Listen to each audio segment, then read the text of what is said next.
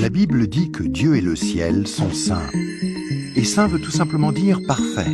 Il est capital de comprendre que Dieu ne peut rien laisser d'imparfait entrer au ciel. Sinon, ce ne serait plus le ciel. La Bible dit aussi que nous avons tous un corps et une âme. À notre mort, notre corps est enterré ou incinéré. Mais notre âme, le vrai nous, vit pour toujours, soit au ciel, soit en enfer. Malheureusement, nous avons un problème, car la Bible dit que si nous avons enfreint une seule des lois de Dieu, par exemple, si nous avons menti une fois, triché une fois, détesté une fois, juste une fois, comme nous l'avons tous fait, soyons honnêtes, alors notre âme devient imparfaite et nous ne pouvons pas entrer au ciel. Connais-tu quelqu'un qui n'a jamais enfreint une seule des lois de Dieu? La réponse est évidemment non. Alors, voilà notre problème. Nous avons tous enfreint les lois de Dieu, c'est pourquoi nous avons tous une âme imparfaite. Ainsi, si à notre mort, notre âme peut aller soit au ciel, soit en enfer, mais que pour aller au ciel, nous devons avoir un casier judiciaire vierge, et aucun d'entre nous n'en avons un, alors cela signifie que nous allons tout droit en enfer. Cela peut sembler dur, et tu te demandes peut-être comment un Dieu plein d'amour a pu créer un lieu tel que l'enfer, et comment peut-il en plus y envoyer des gens? Alors pensons-y dans ce sens. Pense à quelqu'un que tu aimes vraiment. Maintenant, imagine que cette personne ait été assassinée. L'assassin est arrêté et plaide coupable. Mais tu es horrifié lorsque le juge dit « C'est très mal ce que vous avez fait.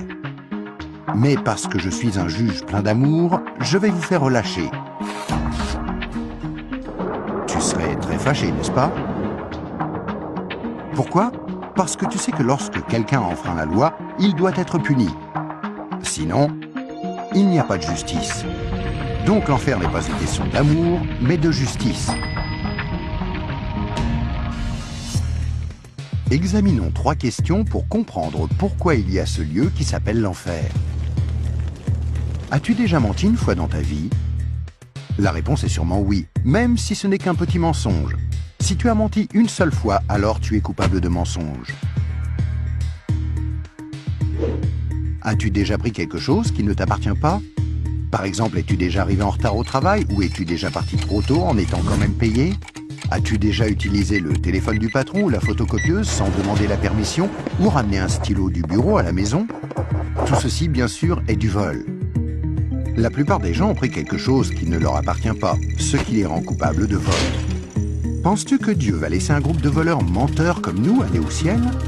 C'est peu probable, car s'il le faisait, il serait comme le juge injuste qui n'a pas condamné l'assassin de la personne que tu aimais. Il n'y a pas 36 solutions. Mais beaucoup diront « Attends un peu, je suis quelqu'un de bien ». Et il y a une grande différence entre le mensonge, le vol et le meurtre. Or, je n'ai jamais tué personne. Mais ce qui est intéressant, c'est la façon dont Jésus a redéfini le mot meurtre. Il a dit « Si vous avez détesté quelqu'un dans votre cœur, vous l'avez tué dans votre cœur ». Alors, voici la dernière question. As-tu déjà détesté quelqu'un? La vérité, c'est que la plupart des gens ont déjà ressenti de la colère ou de la haine vis-à-vis des autres. Ce qui, selon Dieu, nous rend coupables de meurtre. Voilà la mauvaise nouvelle. Afin qu'il y ait une justice, il faut qu'il y ait un endroit comme l'enfer. Mais voici la bonne nouvelle. Et c'est là que Jésus entre en jeu. Ce qui distingue Jésus du reste du monde, c'est qu'il est parfait. Contrairement à nous, il n'a enfreint aucune des lois de Dieu. C'est pourquoi il a un casier judiciaire vierge, une âme parfaite. Imagine la scène avant que Jésus ne vienne sur terre, il y a 2000 ans.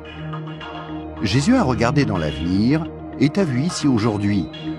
Il s'est tourné vers Dieu, son Père, et lui a demandé « Père, j'aime les gens de ce monde et je ne veux pas qu'ils aillent en enfer pour avoir enfreint tes lois. Existe-t-il un moyen pour qu'ils soient pardonnés ?» Dieu le Père a regardé son Fils et a dit « Jésus, il n'y a qu'un moyen.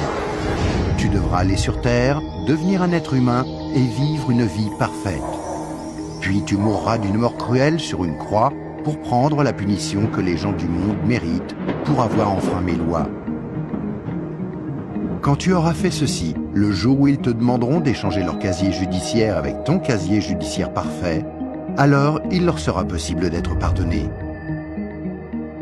Jésus a accepté volontairement, et il y a 2000 ans, il est venu pour donner sa vie pour nous, pour payer le prix de toutes les lois de Dieu que nous avons enfreintes. Or, il n'y a pas de plus grand amour que lorsque quelqu'un donne sa vie pour nous. Mais il y a encore autre chose que nous devons faire pour être pardonnés. Il y a 3 événements principaux dans la vie de chacun. La naissance et la mort, mais nous n'avons aucun contrôle là-dessus.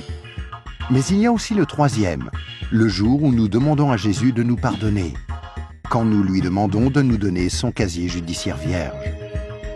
Il y a certaines idées reçues à ce sujet, mais dans la Bible, le principe du pardon de Dieu est clair.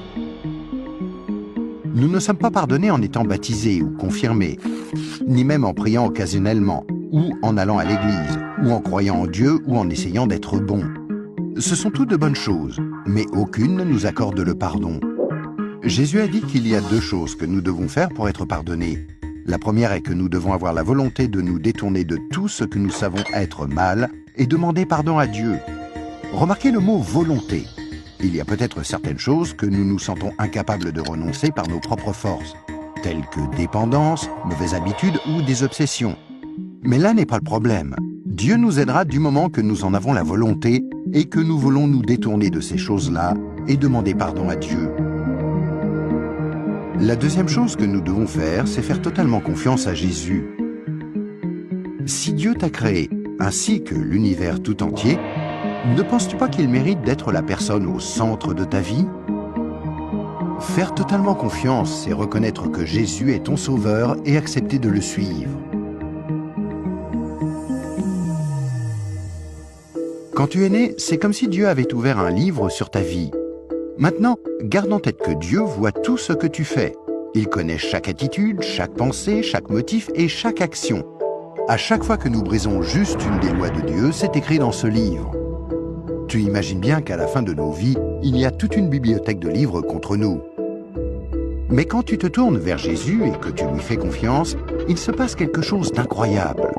C'est comme si Jésus prenait ton livre et se tenait en haut d'une falaise et déchirait toutes les pages. Le casier judiciaire entier de tout ce que tu as fait de mal et les jeter dans la mer la plus profonde. Il promet de ne plus jamais se rappeler de toutes ces choses.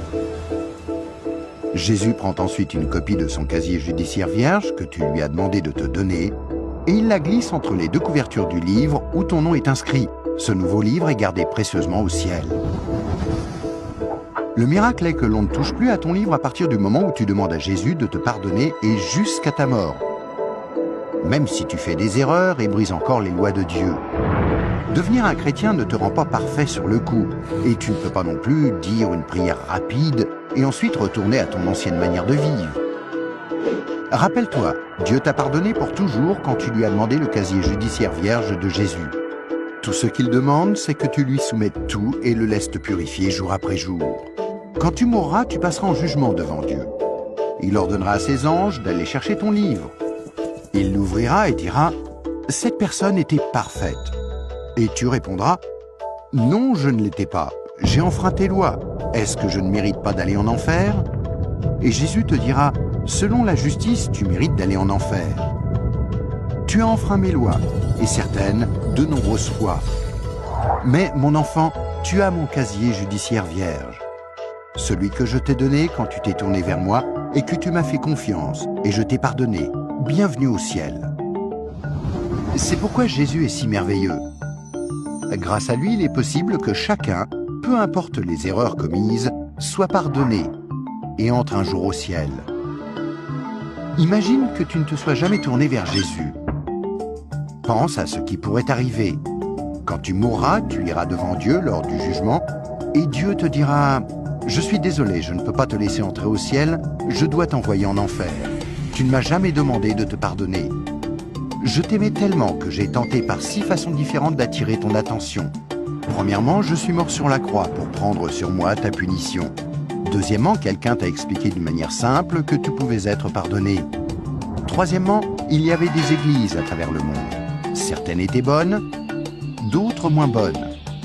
Tu aurais pu trouver les bonnes. Quatrièmement, je t'ai donné une conscience pour que tu distingues le bien du mal.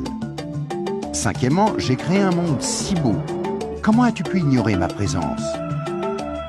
Et sixièmement, je suis ressuscité des morts, afin de prouver que je suis Dieu, et que tout ce que j'ai dit était vrai. Mais tu n'as encore rien fait. Je suis désolé, je ne peux pas te laisser entrer au ciel. Je dois t'envoyer en enfer. Et toi, si tu meurs ce soir, où iras-tu? Rappelle-toi, pour entrer au ciel, il faut un casier judiciaire vierge, que tu ne peux avoir sans avoir demandé à Jésus de te donner le sien. Afin de recevoir ce don gratuit, tu dois faire seulement 2 choses. Tout d'abord, tu dois vouloir te détourner de tout ce qui est mauvais dans ta vie et demander pardon à Jésus. Et deuxièmement, tu dois faire totalement confiance à Jésus.